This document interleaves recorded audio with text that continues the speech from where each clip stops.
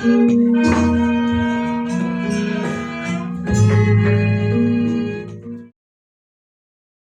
satu perumpamaan yang bagus sekali. Simple, sederhana, tetapi mudah diingat. Kalau saudara berada di jalan raya yang ramai sekali, kehidupan ini seperti jalan raya, ramai dengan penderitaan. Saudara berada di seberang ini akan menyeberang ke sana. Tetapi saudara melihat di kanan kiri juga ada orang yang mau menyeberang. Saudara juga menolong yang mau menyeberang. Ayo, kita nyeberang bareng-bareng. Menolong yang lain untuk menyeberang. Kalau yang ditolong ini berhasil menyeberang di jalan raya yang sangat ramai itu, saya ulang sekali lagi, kalau yang lain kanan kiri ini berhasil ditolong menyeberang, saudara yang menolong itu otomatis juga sudah ikut menyeberang. Bukan saudara sendiri yang menyeberang, yang menyeberangi lalu lintas penderitaan. Kalau saudara menolong yang lain untuk menyeberang, menolong yang lain menyeberang, dan yang ditolong ini berhasil ke seberang, saudara sudah tentu ikut menyeberang. Itulah yang dilakukan oleh guru agung kita. Bukan hanya dirinya yang bebas dari penderitaan, tetapi mengajarkan banyak orang untuk juga bebas dari penderitaan. Selama 45 tahun. Ibu, bapak, dan saudara, sekarang adalah waktu, meskipun hanya singkat bagi kami. Lalu Bante, apa yang menjadi sebab penderitaan itu? Sebab penderitaan adalah nafsu, keinginan. Jadi orang tidak boleh punya keinginan, Bante. Boleh. Siapa yang melarang? Tetapi keinginan yang sesuai dengan takaran. Kalau Anda mempunyai keinginan yang tidak sesuai dengan takaran, keinginan yang tidak terukur, keinginan itulah sumber penderitaan. Yang Anda, yang kita buat sendiri, bukan dari luar. Oleh karena itu, guru agung kita mengingatkan kepada kita, kalau engkau sekalian ingin bebas dari penderitaan, mengurangi penderitaan, bebas dari penderitaan yang pertama adalah haruslah berhenti berbuat jahat. Karena kejahatan itu membawa penderitaan, mengakibatkan penderitaan. Bukankah ajaran ini universal, Ibu Bapak Saudara?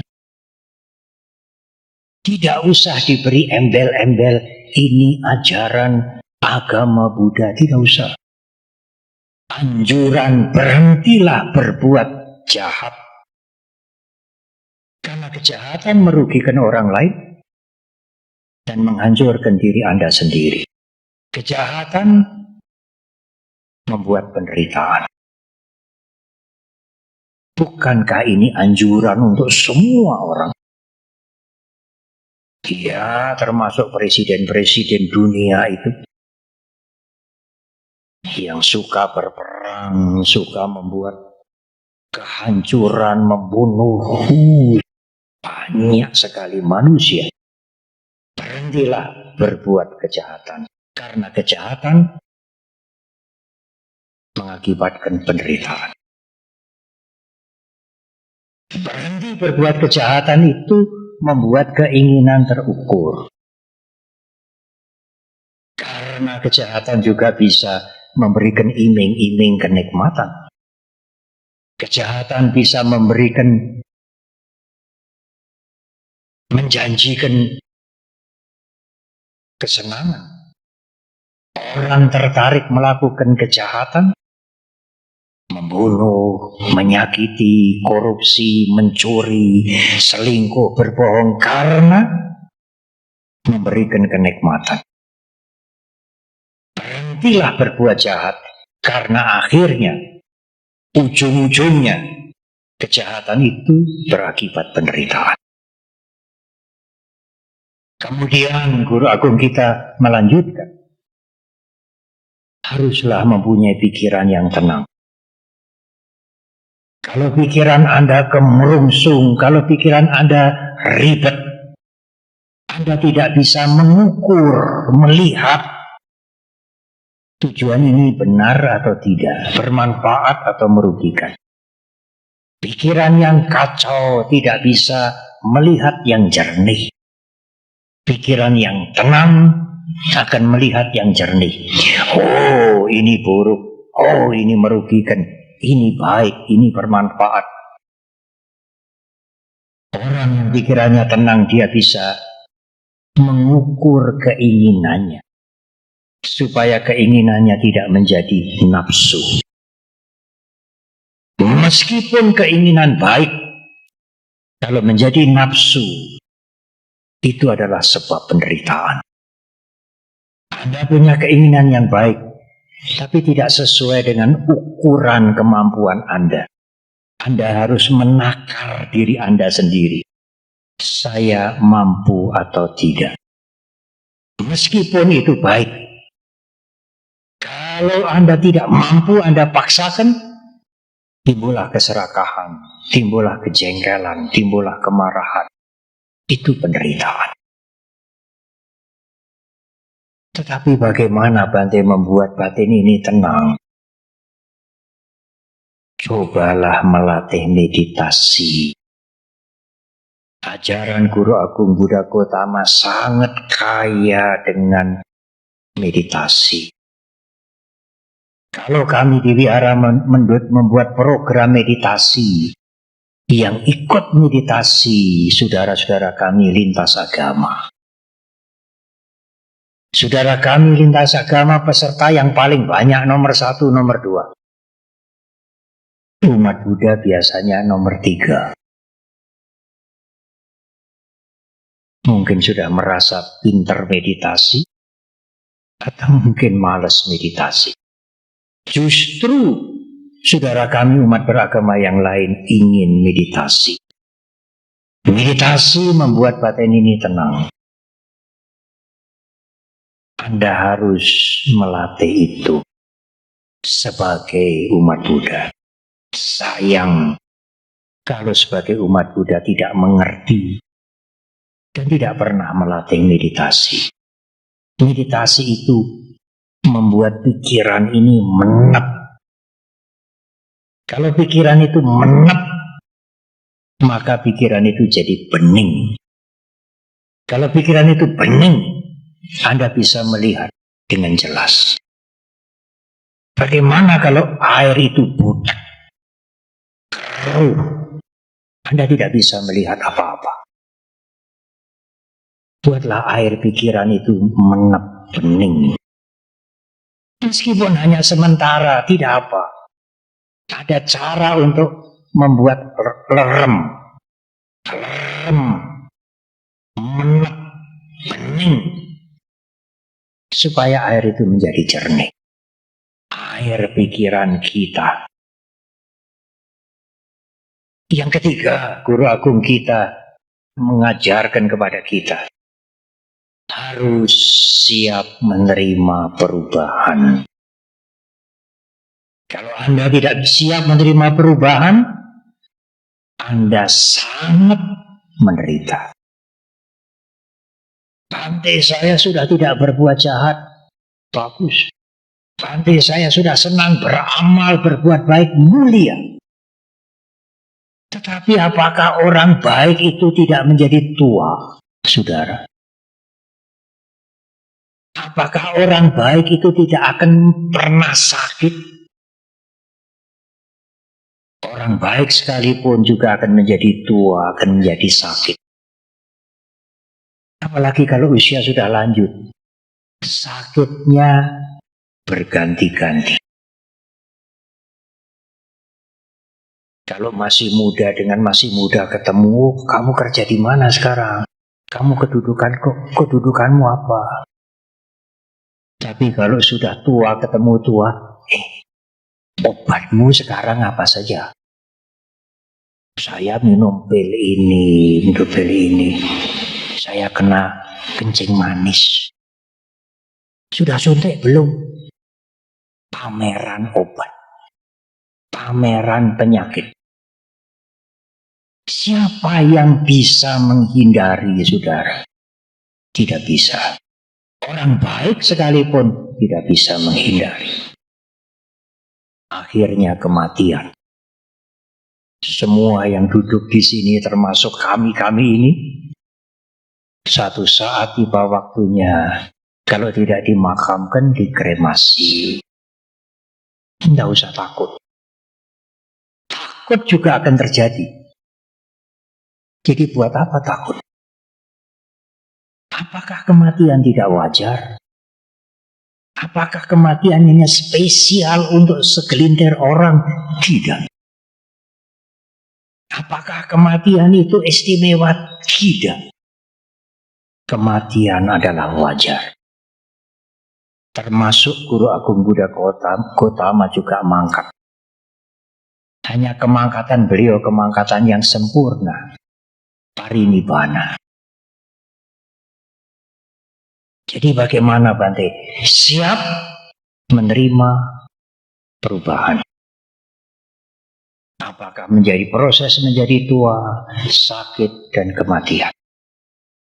Kalau Anda tidak siap menerima perubahan, proses itu menjadi penderitaan. Kalau Anda siap menerima perubahan, sakit, tua, mati hanyalah perubahan. Proses wajar. Yang wajar tidak harus membuat penderitaan. Wah, ya sulit Bante. Kalau masih muda ya ingin muda terus. Kalau sudah senang ya ingin senang terus. Kalau sudah berpangkat ya ingin berpangkat terus. Kalau sudah sehat ya ingin sehat terus. Apakah mungkin, saudara? Nah, kalau sudah tua bagaimana? Ingin tua terus. Tidak ingin mati. Apakah mungkin, saudara? Tidak mungkin. Siap menerima perubahan. Suatu ketika kehidupan saudara menurun. Ekonomi sekarang menurun. Efisiensi di mana-mana dan lain-lain. Hadapi itu sebagai kenyataan. Apa toh saudara yang abadi di dunia ini apa? Tidak ada sama sekali.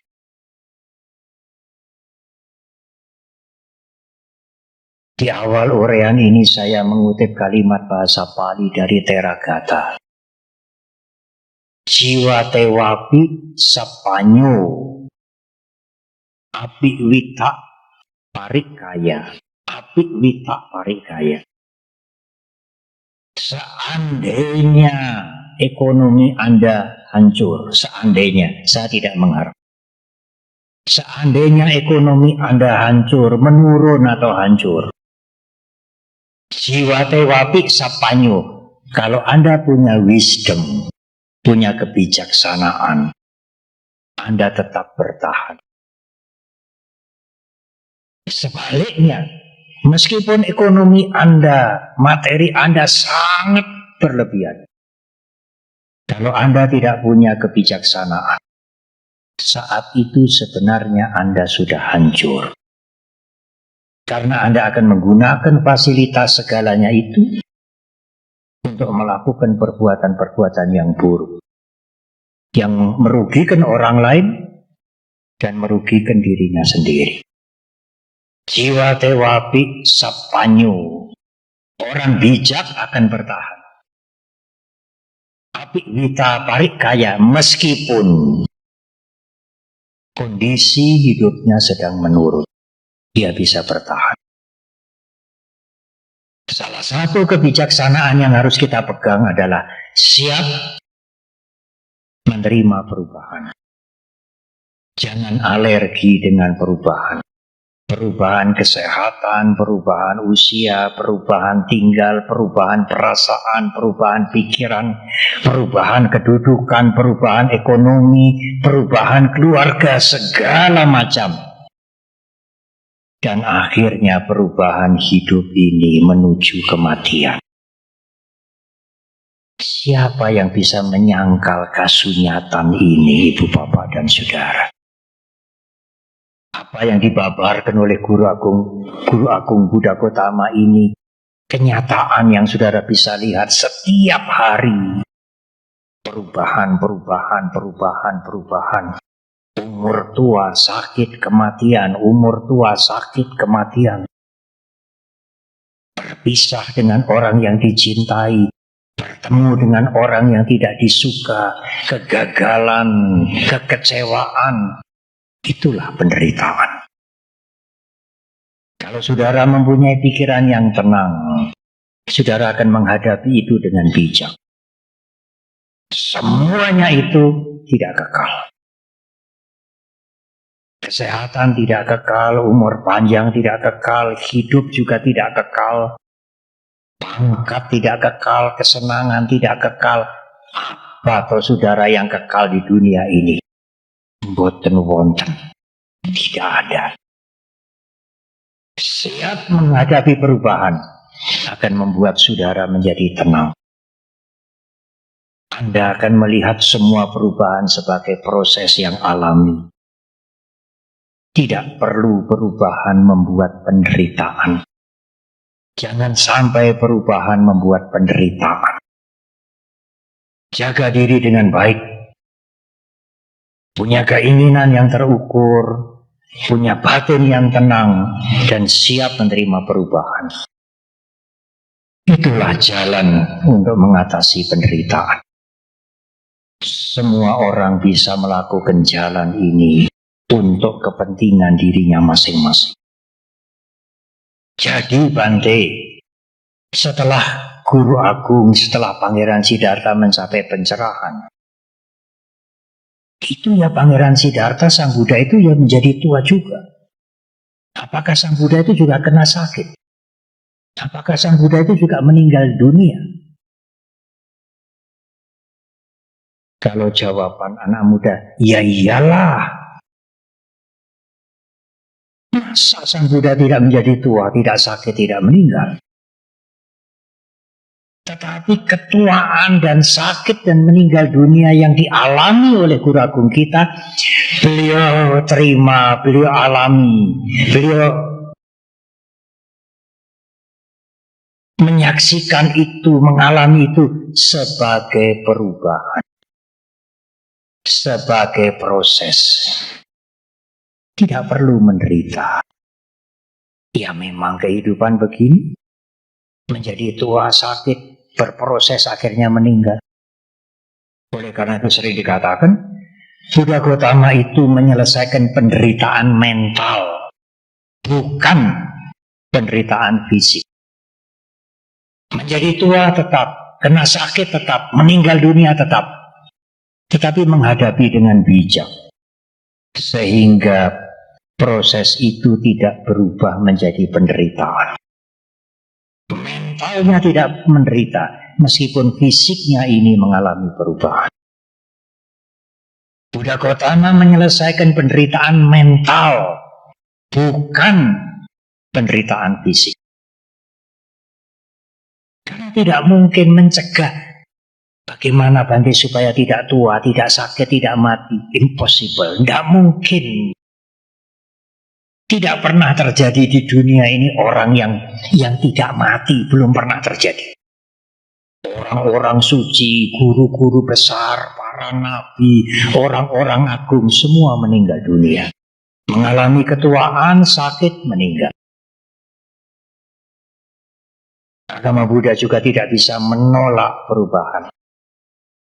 Agama Buddha tidak bisa menghentikan perubahan, tetapi bisa menghentikan penderitaan. Kalau Anda berusaha dengan sungguh-sungguh. Perubahannya tidak bisa di-stop, tetapi penderitaannya berhentilah. Kalau Anda mau berusaha. Menghentikan penderitaan tidak bisa dimohon. Menjaga diri jangan berbuat jahat tidak bisa diminta. Anda sendiri harus berusaha. Saya tidak akan berbuat jahat. Anda mau minta pada siapa? Perubahan tidak bisa dihentikan. Perubahan tidak bisa di-stop. Tetapi penderitaan bisa dihentikan. Dan Guru Agung kita mengajarkan cara untuk menghentikan penderitaan. Meskipun perubahan berjalan terus. Karena perubahan tidak bisa dihentikan. Ibu, bapak, dan saudara, saya ingin menutup dengan kalimat ini, tetapi, masih ada tetapi. Kalau seseorang sudah membersihkan kotoran batin, keserakahan, kebencian, iri hati, dendam, dan keakuan, pada saat meninggal, dia tidak lahir kembali. Tidak mengalami tua lagi, tidak mengalami sakit lagi. Tidak mengalami kecewa lagi. Tidak mengalami penderitaan lagi. Tidak mengalami mati lagi. Karena matinya mati yang terakhir. Guru Agung kita menyelesaikan sekaligus penderitaan mental dan penderitaan fisik. Karena kalau sudah meninggal tidak lahir kembali, fisiknya juga tidak menderita lagi. Kalau kotoran batin belum habis, meninggal lahir kembali ya mesti berproses lagi. Jadi tua lagi, sakit lagi, kecewa lagi, timbul nafsu keinginan, bosan, marah, lalu meninggal lagi, menderita lagi. Menderita fisik, menderita mental. Tetapi kalau kematian ini selesailah, sudah. Tidak lahir kembali. Tidak mengalami penderitaan lagi, tidak mengalami tua lagi, tidak mengalami sakit lagi, tidak mati-mati lagi. Maka ajaran Guru Agung kita menyelesaikan dua penderitaan sekaligus. Penderitaan mental selesai, penderitaan fisik juga selesai. Itulah yang disebut dengan parinibbana. Selamat merayakan Triwaisakha Puja tahun Buddhis 2569. Semoga kita bisa terbebas dari penderitaan. Sabe sata sabaduka pamujantu. Terima kasih.